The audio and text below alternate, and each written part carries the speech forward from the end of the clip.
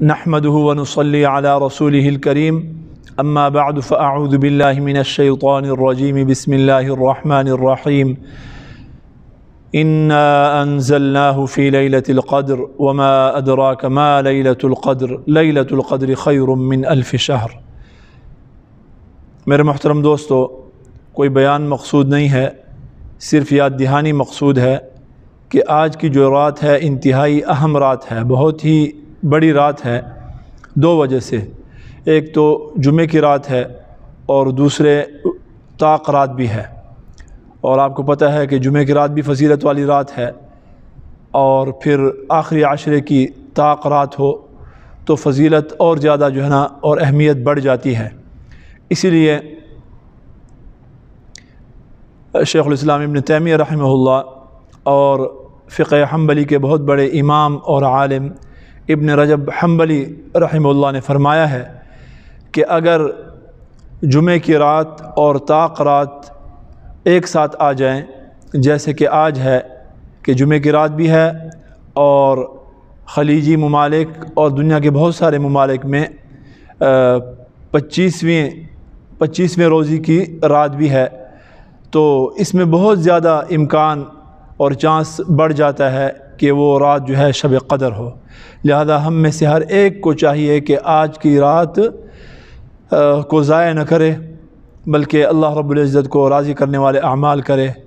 پوری تراویح پڑھے 20 رکعت، اور اس کے بعد ذکر اذکار میں اپنے آپ کو مشغول رکھے، استغفار میں اور دعاؤں میں، اور پھر رات کے آخری پہر جو ہے وہ قیام اللیل کا اہتمام کرے، تہجد کی نماز کا اہتمام کرے، 6 رکعت 4 رکعت 8 رکعت تک، تو یہ بہت بڑی سعادت ہوگی۔ اور اگر اس رات ہم اپنے آپ کو گپ شپ میں مشغول رکھتے ہیں یا صرف سونے میں گزار دیتے ہیں، یا یہ اس وقت کا جو سب سے بڑا فتنہ ہے جو کہ اعمال کا دشمن ہے، یہ موبائل فون، اس میں اگر ہم اپنے آپ کو مصروف رکھتے ہیں تو یہ بہت ہی خسارے والی اور بہت ہی محرومی والی بات ہوگی۔ تو سب سے پہلے تو کام یہ کریں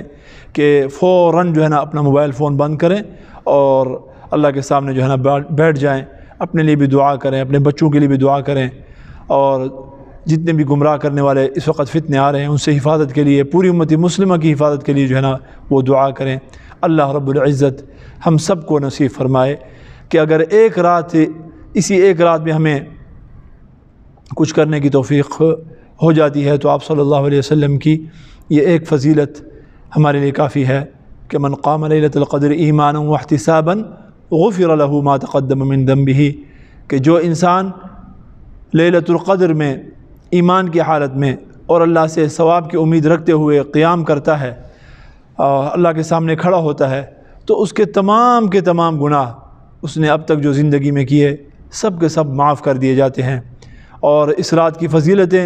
فضیلتوں کا انسان ذکر کیا کرے گا، علماء کریں گے، ہم تو عالم نہیں ہیں۔ میرے محترم دوستو، یہی ایک فضیلت کیا کافی نہیں ہے کہ جبریل امین جو ہے نبی کریم صلی اللہ علیہ وسلم جب حیات تھے تو اس وقت جو ہے نا تشریف لایا کرتے تھے، اور آپ صلی اللہ علیہ وسلم کی وفات کے بعد یہی ایک وہ رات ہے لیلۃ القدر کہ جس میں فرشتوں کے سردار جبریل امین دنیا کے اوپر جو ہے نا وہ دنیا میں تشریف لاتے ہیں۔